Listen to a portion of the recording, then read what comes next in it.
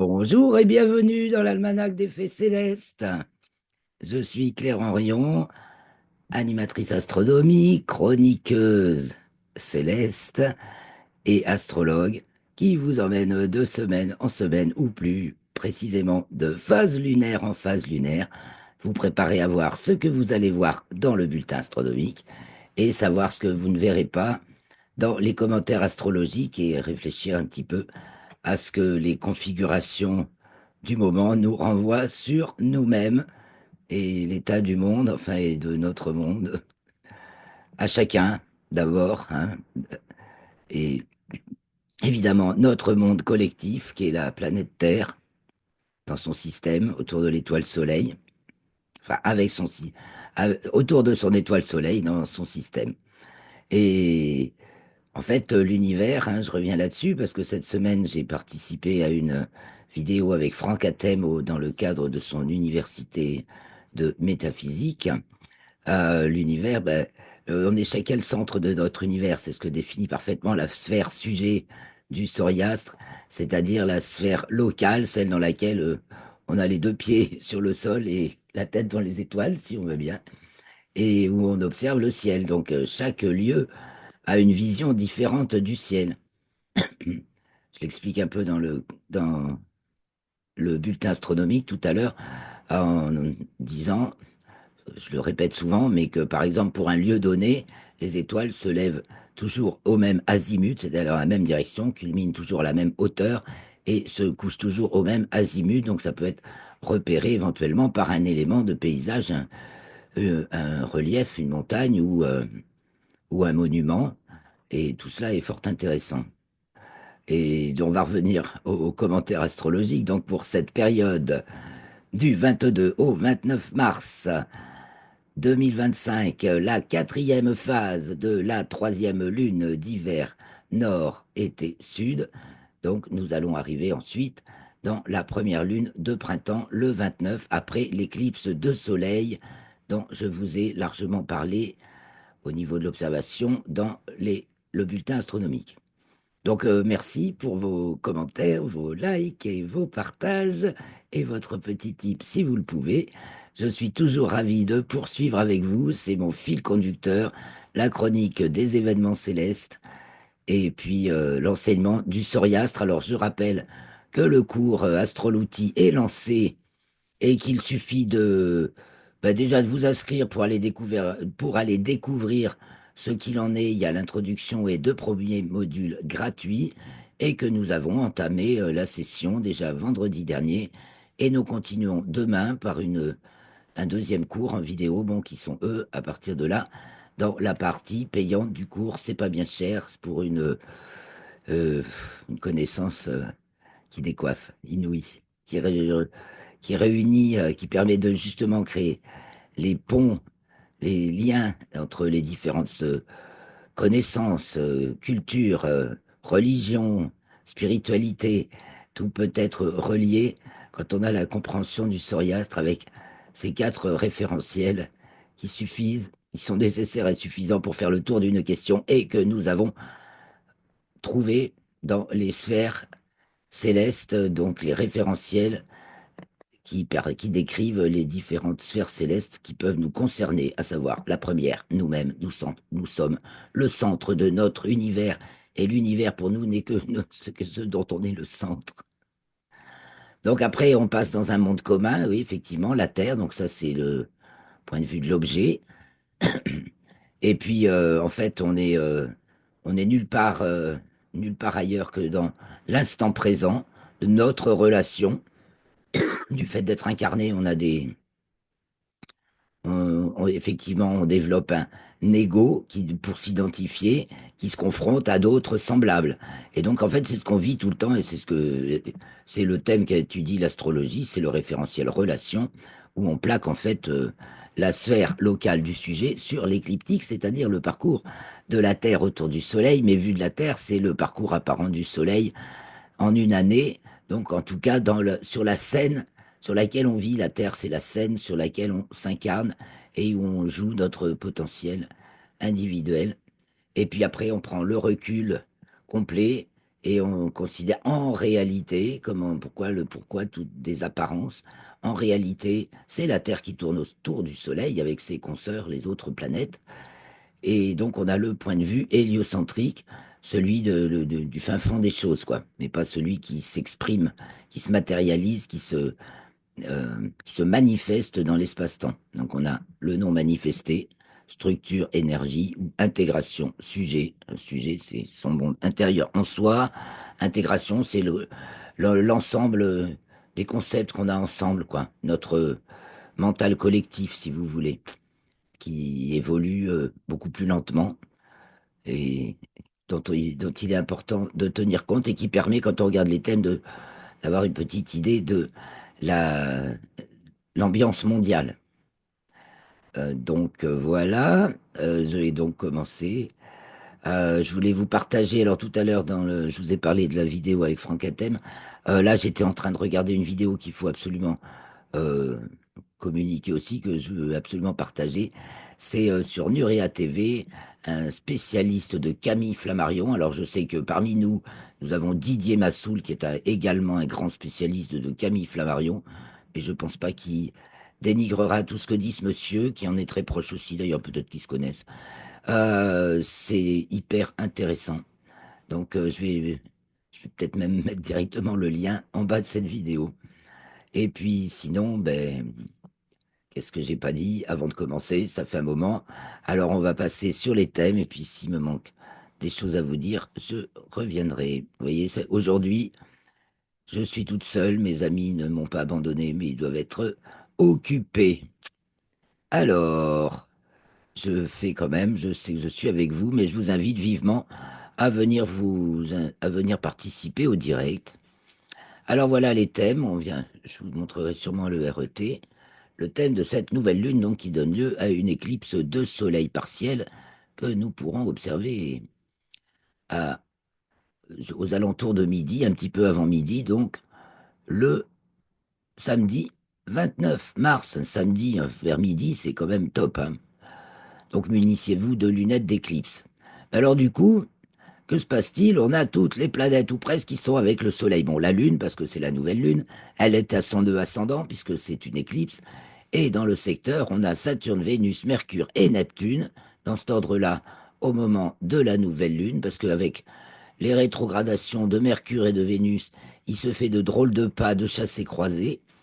Mercure et Vénus qui se sont avancés dans le signe du Bélier, puis qui reviennent dans le signe des Poissons, en raison de leur rétrogradation, qui ont été conjointes en Poissons le 11 mars, et Vénus était déjà rétrograde. Ah non, c'était peut-être même en Bélier déjà.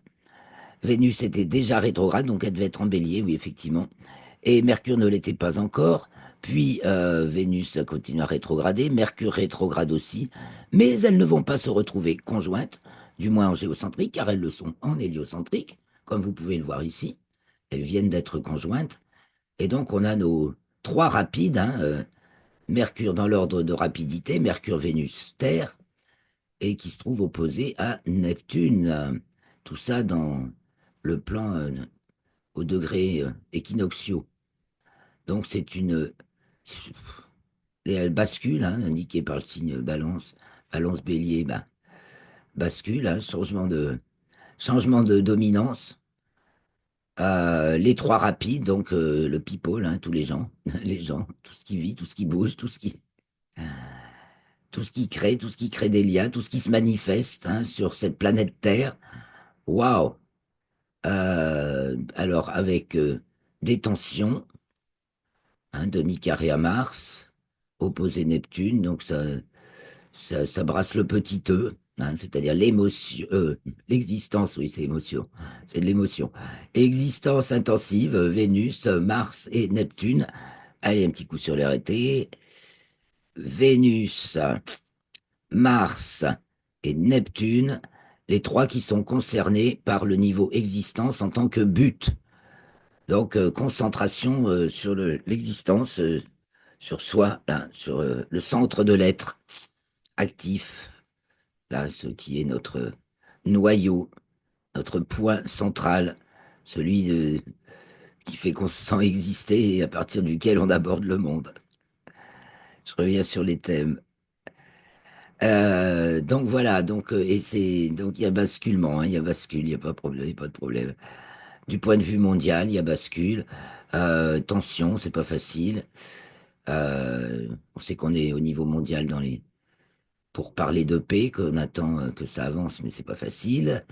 Quand on voit toutes les forces obscures encore, enfin, qui sont en dessous en dessous voilà, en dessous du niveau de la mer, en dessous de la ceinture, en dessous du visible. Voilà, Saturne et Neptune qui travaillent dans les fins fonds dans le signe des poissons. Donc, ça concerne tous les petits êtres fragiles. Ça concerne toutes les dimensions possibles, justement, de l'existence, hein. Saturne et Neptune sont les deux. Alors, je remonte maintenant. Le cercle fou, Saturne-Neptune.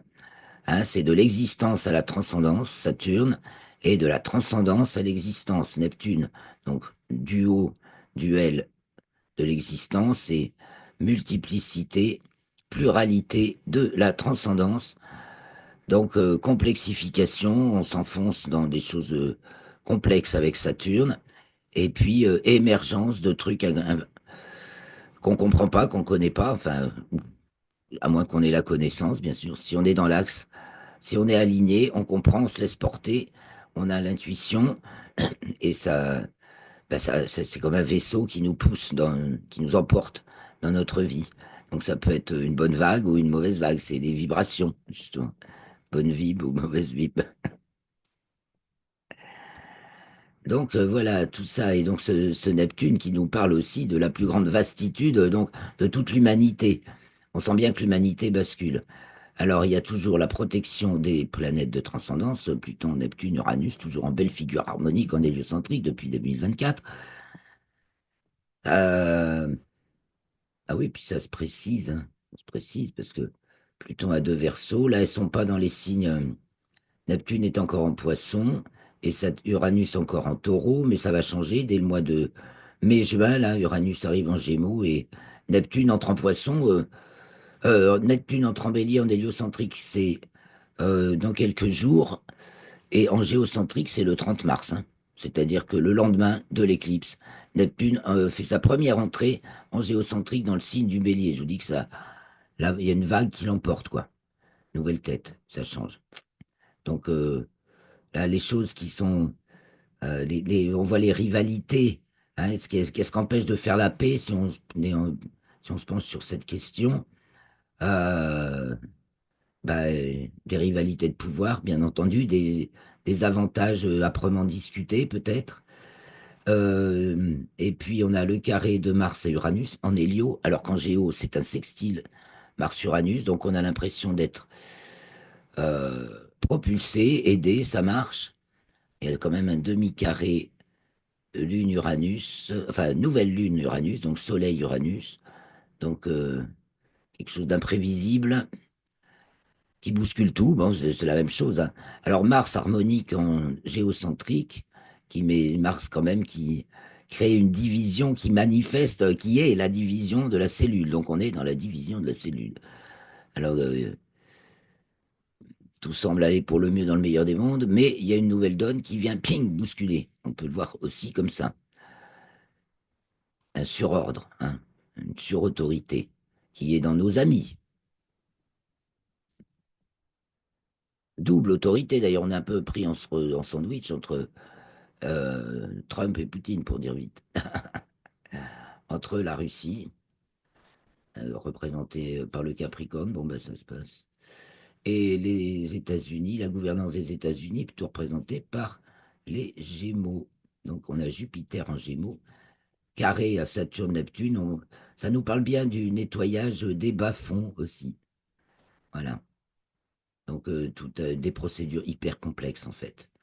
Donc les choses vont, les gens parfois s'attendent à des révélations immédiates, mais ceux qui font le ménage dans les affaires compliquées, hein, secrètes, tordues, eh ben ça prend du temps, hein. C'est comme, il suffit pas de dire yaka, il faut vraiment beaucoup de temps et aussi certainement de délicatesse pour justement trancher dans l'art avec intelligence.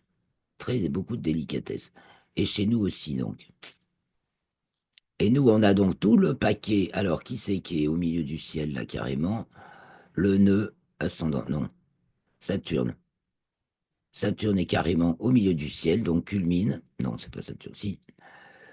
Donc, on a le nœud, l'axe des nœuds lunaires, pile dans l'axe, puisqu'on est tout près du moment de l'éclipse et qu'il est presque midi solaire. Et donc, ça nous parle bien. Ça veut dire c'est vachement important, quoi. C'est un événement marquant qui va nouer quelque chose. Donc, cette éclipse, je rappelle le Saros dans l'article. Et donc, la précédente du même Saros, c'était il y a 19 ans, je ne sais plus où. Je vous rappelle tout ça dans l'article de mémoire. Excusez-moi, je ne m'en souviens pas. Il y a le lien de l'article en bas de la vidéo. Et donc, nous avons Saturne avec Vénus, Mercure, Neptune et la nouvelle Lune. Tout ça, c'est en 10. Donc, on prend acte. C'est représentation de l'intégration, hein. De quoi, qu'est-ce qu'on va retenir? Euh, Qu'est-ce qu'on va retenir? Un sacré changement, et ça change de tout, hein. Alors peut-être que ça va. Pour l'instant, Mercure et Vénus est en rétrograde. Euh, s- ça va se manifester quand elles vont reprendre leur mouvement direct, donc début avril. Pour Mercure, c'est dans pas très longtemps. Mercure fait 3 semaines de rétrogradation, hein. Donc je pense que c'est vers le 7-8 avril, si mes souvenirs sont bons. Mercure direct. J'ai oublié de le marquer à la montre, c'est possible. Ah, mais oh, que je suis bête, c'est marqué là. Au 11, non, non, ben non, des fois ça bug le logiciel là, parce que Mercure, si nous le marque rétrograde du 15 mars 2025 au 11 août, non, il y aura une deuxième rétrogradation en août, oui, mais là elle est rétrograde 3 semaines à partir du 15 mars, donc jusqu'à première semaine d'avril, et Vénus du 2 mars au 13 avril. Donc Mercure va reprendre son mouvement direct avant Vénus, ce qui fait qu'elles vont jamais se retrouver conjointes là. Vénus recule, Mercure la poursuit en reculant aussi, mais elle ne se retouche pas, enfin elle ne se retrouve pas au même degré de longitude. Mercure garde 1 degré d'avance et repart plutôt par là, donc voilà. C'est assez. Donc, quand on voit Mercure et Vénus, on voit les personnages un peu, hein. Vénus, c'est les personnages remarqués, remarquables, auxquels on s'attache. Mercure, c'est tout le monde, c'est tout ce qui bouge, c'est tous les gens, c'est tout ça. Voilà. Donc, un sacré thème, hein. Donc, Mars Cancer, on est en plein dans. C'est la guerre. Ou le duo, ou le duel. Je pense que c'est trop le moment de faire duo. Parce que tout est. Tout, c'est trop bien, quoi. Tout est là pour faire duo. Alors pourquoi faire duel, s'entêter bêtement? On peut voir là, dans le demi-carré de la nouvelle lune à Uranus, un entêtement encore, hein, un entêtement forcené, donc de qui ne veut pas digérer, c'est tout ça qui est à digérer, hein. Et un secret bien gardé, mais ça va finir par sortir, hein, parce que alors l'histoire de Bribri. Ça m'y fait penser là, hein. Tout ça, c'est hyper complexe et ça en cache encore plus que ce que justement. Ça entretient une nébuleuse qui, qui est très bizarre, bien entendu, et qui en dit peut-être encore plus. En tout cas, peut-être justement sur la programmation de personnages comme Macron et à nous, le peuple, de comprendre ce qui nous arrive. Moi, je vous préviens que je vous ai prévenu depuis avant l'élection de 2017 que Macron, c'était Terminator. Après, Sarko, le bourreau, Hollande, le fossoyeur, Macron, Terminator. Voilà, parce qu'on avait bien travaillé sur l'histoire de France, justement, auparavant, avec mes chers collègues Michel Lordier et Christophe Kirman. Et voilà, quand on compare tous ces thèmes, eh bien, il apparaissait évident quand on regardait le thème d'Emmanuel Macron que déjà rien qu'en regardant son thème, on voit le côté psychopathe et que pour la France, bah, il est venu là pour s'accrocher juste tant qu'il peut. Alors c'est peut-être les derniers, voilà, il s'accroche, mais il est décroché. Bon, je reviens sur la semaine avant qu'on se quitte. Donc pour cette nouvelle lune, la lune vient d'entrer dans le signe du Bélier. Je reviens au début, puis on fera les ingresses lunaires. Donc je reviens au début, c'est-à-dire au dernier quartier, le 22 mars 2025 à 11h29 TU, soit 12h29 aussi. Vous remarquez que c'est presque la même heure que, à une demi-heure près, que la nouvelle lune. Et on a la même orientation du coup. Ah ouais, ça parle toute la semaine, quoi. On a la même orientation du thème au dernier quartier qu'à la nouvelle lune avec Mars ascendant Cancer, Uranus. Alors là, le demi-carré ne se fait pas encore à la nouvelle lune puisque la lune est là et elle a une semaine. Là, c'est le 22, elle est en Capricorne. Bloup, bloup, bloup, bloup, bloup, bloup, bloup. On arrive au 29, elle est conjointe au Soleil et c'est dans du coup, 9e degré du signe du Bélier. Et ceci dit, ben voilà, on a la même orientation avec Saturne culminant. Mais alors, culminant pareil, hein, on a gagné une demi-heure dans la semaine, Saturne n'a pas gagné une demi-heure et culmine. Voilà. C'est incroyable. Et puis, Neptune, Vénus, conjointe et Mercure. Voilà, donc tout ce paquet, ben, ça travaille, mais ça travaille, quoi. Ça travaille. On peut dire que ça nettoie, ça travaille, ça affûte, ça. Enfin, il se passe tellement de choses. Il faut être attentif à tous les détails. Être attentif à tous les détails, c'est vachement important. On est vraiment dans une période décisive pour notre pays, hein, puisque l'axe méridien, c'est l'axe du méridien de Paris, hein. Donc, tout bascule. Il est toujours intéressant de voir qui a le nœud, l'axe des nœuds au méridien. Pour ça, il faut faire un peu d'astrocartographie, mais c'est possible.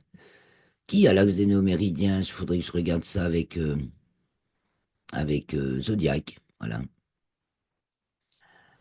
Et donc, cette lune en 6 aïe bobo pour le dernier quartier, super carré. Donc, en plus, Capricorne Bélier, quoi, c'est le truc tranchant, on peut pas imaginer. À Vénus, Mercure, Neptune. Oui, ok. Et Soleil, qui est pas loin. Bah oui, puisque c'est le premier quartier. Ah oui, d'accord. Donc, comme qui dirait, on tranche dans le lard. Mais toujours, ceux qui marchent pour la vérité sont toujours protégés, hein, franchement, ça c'est magnifique. Mais il y a de quoi vous tourner la tête. Parce qu'entre la dissonance, de la petite dissonance, le demi-carré qui est là sur... alors, qui fait le demi-carré? Oh, c'est Mercure, il est à 3 degrés d'orbe. Ah ouais, bon, ça nous parle... Mais il était un peu plus précis avant. D'accord. Donc, ça nous parle un peu des dissonances cognitives ou des médias qui dissonnent, qui déconnent.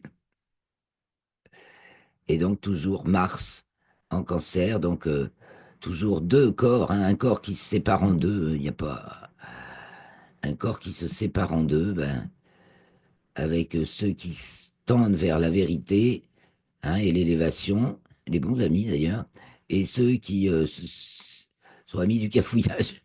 Vous voyez ce que je veux dire? Ami, choisis ton camp. Alors, la Lune entre dans le signe du Verseau le 24 mars à 15h54 TU. Elle va donc être conjointe à Pluton, qui est en géocentrique déjà à 3 degrés et quelques du Verseau.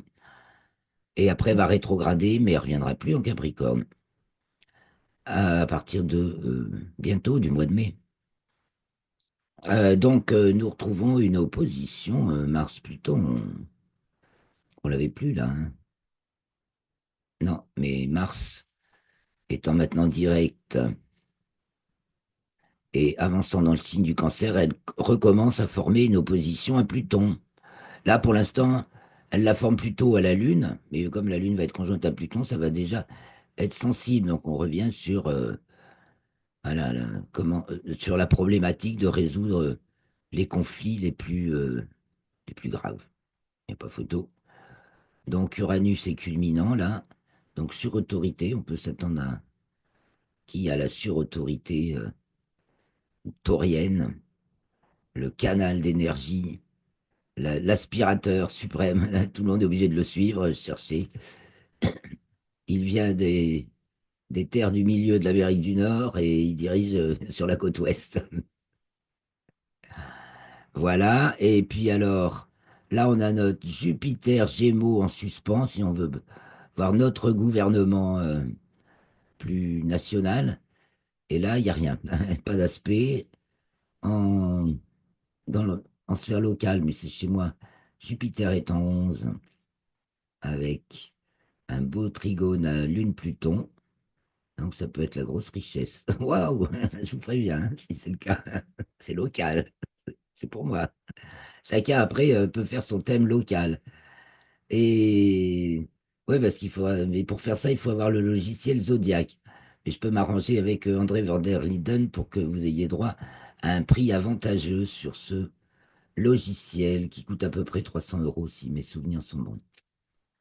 Voilà, donc la Lune entre dans le signe du Verseau, donc le 24 mars. L'ascendant est en Vierge. Lune Pluton, là, ça fragilise. On a surtout, mais c'est pas des petits morceaux quand même, hein.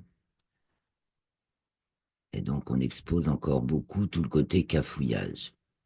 Mais il y a une autorité suprême, une aspiration suprême. Le 26, la Lune entre dans le signe des Poissons. À ce moment-là, c'est Mars qui se retrouve au milieu du ciel, l'ascendant est en Balance. Milieu du ciel en 9, là on peut voir peut-être des négociations internationales pour voilà comment on cohabite hein, tous ensemble dans le même œuf. Hein? Vous remarquerez quand même que le cancer, justement, c'est en même temps cette dualité. D'ailleurs, c'est le moment où s'inverse la polarité. Donc, c'est le signe, le symbole même du signe du cancer évoque le yin et le yang. Et c'est le moment où s'inverse la polarité, puisque la polarité croissante jusque-là, c'était le nord, depuis le Capricorne. Et à partir du cancer, la polarité croissante, c'est le sud. Donc, on voit ça sur le un petit peu coup d'image du zodiaque. Mais ça, on en a parlé beaucoup la semaine dernière, donc à propos de l'équinoxe. Donc, au cancer, le sud, qui est tout petit, il est minimal, il recommence à augmenter d'ensoleillement. Et puis, ça augmente, et devient majoritaire à la balance. Ça augmente, il est majoritaire au Sagittaire, au dernier degré du signe du Sagittaire, là où justement se trouve le soleil de notre président, enfin de celui qui s'accroche à ce poste alors il n'est plus très légitime, ou il est un peu dérangé, et des trucs bizarres. Et puis, donc, c'est le moment, c'était pour vous dire, c'est le moment de l'inversion de polarité, et c'est aussi signifié dans le signe du cancer, dans le symbole. Dans le symbole du Capricorne, il y a plein de façons de le dessiner, mais on voit aussi cette double polarité. Mais là, elle est initiale. Et parce que si on se voilà, la montée du nord et la montée du sud. Alors, je reviens sur le thème. On va regarder ça jusqu'au bout quand même. Donc, Poisson, la Lune entre dans le signe des Poissons. Pluton est au fond du ciel, Mars au milieu du ciel. L'opposition, elle en est pas loin, elle en est pas loin. Donc, un terrain inconnu. On se trouve en terrain, là, mystère inconnu. Ascendant Balance, on est bon, ben, ça nous parle aussi de dualité, quoi. Ça va être et Lune carré Uranus, un petit carré sec de la Lune à Uranus. Donc, encore un effet de surprise, de prise en force. Mais il y a peut-être une volonté de, il y a l'exercice d'une prise par la force, ou du moins le pouvoir suprême, quoi. Et c'est tempéré. Enfin, ça passe, c'est pas que c'est tempéré, mais courant. On voit si c'est Macron qui veut envoyer ses petits soldats, mais il en a pas, en fait, c'est ça lui. Après, on voit tout l'amalgame avec tout ce paquet qui est en train de. C'est la grande transformation, là. Et on passe dans la moulinette, hein, ça passe dans la moulinette, toutes les assises de nos sociétés, toutes nos croyances, tout, et puis voilà, tous ceux dont on entendait parler, beaucoup font leur retour sur soi. Bon, alors, la Lune entre dans le signe du Bélier le 28 mars à 20h35 TU, et on retrouve encore, comme dans le thème précédent presque, l'ascendant est passé en Scorpion, Mars est toujours en œuf, mais le milieu du ciel est en Lion, et on a toujours Uranus qui fait en demi-carré avec le Soleil, donc là c'est un vrai rapport d'autorité qu'on a. Ça va swinguer. Et là, ça devient mordant, lui, là, ils sont dans le Scorpion. D'ailleurs, euh, je crois que qui c'est qui va rentrer en Scorpion le 1er avril? Méfiez-vous du 1er avril, les amis. C'est Mercure, oui, en héliocentrique qui rentre en Scorpion le 1er avril. Bonjour les blagues. Bonjour les blagues, ça va être poivré cette année. Euh, donc notre paquet, notre gros amas planétaire, là, Mercure, Neptune, Vénus, Saturne, un dernier coup de RET, tiens. Donc Mercure, Vénus, Saturne, Neptune. On a déjà les deux relais grand air, donc de la représentation, l'incarnation avec Vénus et la diffusion, la multiplication avec Mercure. On a Saturne, donc, qui avec Mercure va vers la transcendance, donc les relais de transcendance intensive, complexification. Et puis on a Neptune, qui, comme Vénus, converge vers l'existence, donc ça nous touche à cœur, ça nous touche le cœur, ça nous touche les tripes, ça nous émeut. Émeut, c'est écrit là. Ça s'écrit dans le langage aussi, dans les signes, ça s'écrit dans tout. Voilà. Donc on dirait qu'on est concerné, nous, le peuple, là. Est-ce que ça va bouger? Hein, la lune entre en bélier, en plus, on y va, quoi.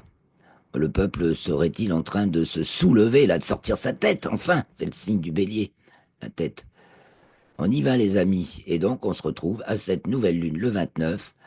Bah, peut-être qu'on y est dehors. Peut-être c'est pour regarder le soleil. Est-ce qu'on qui sera un petit peu éclipsé par la lune. Et puis, bah voilà, comme j'ai pas de contradicteur là aujourd'hui, je me tarie plus vite.